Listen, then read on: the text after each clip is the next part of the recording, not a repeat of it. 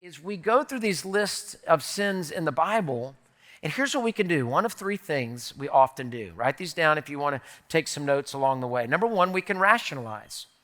We could say, well, my sin wasn't in that list. It didn't mention greed, so I guess that's cool. No, we rationalize it.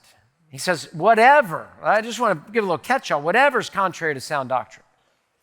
Number two, we can reject it. We can say, you know what? Those sins are worse than mine. I know I got sin, but I'm not murdering my mom and my dad. I mean, what in the world's going on with that? So we can reject it and say, well, that's for other people because my sins, they're kind of pet sins. I keep them in a nice little box. They never turn into, an alligator. They're always just a little lizard I can play with along the way. But I don't want to let this go crazy. Or number three, we remove sins from the list. Now, in that list that just gave, what sins have we removed from the list of being sins in our society? Well, very easily, we remove sexual immorality. It's basically now down to consent.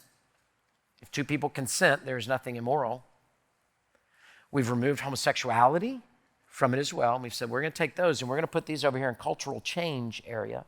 And then we're going to stick with slave traders, perjurers, liars, murder your mother and father, murder your be a murderer, all that sort of stuff.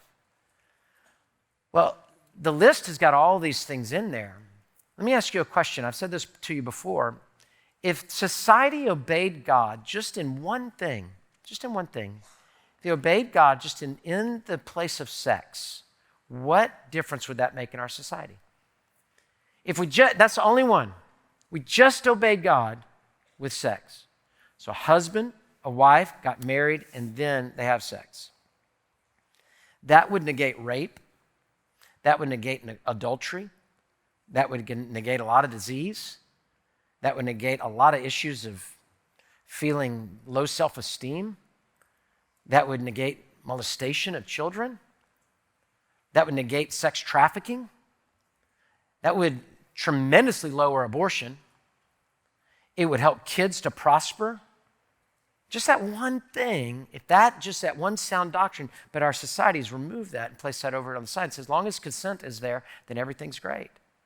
Well, it still affects your heart and your soul. It affects society as a whole. Hey, thanks for watching. To find out more about Houston's First, you can subscribe to our channel or you can go to houstonsfirst.org.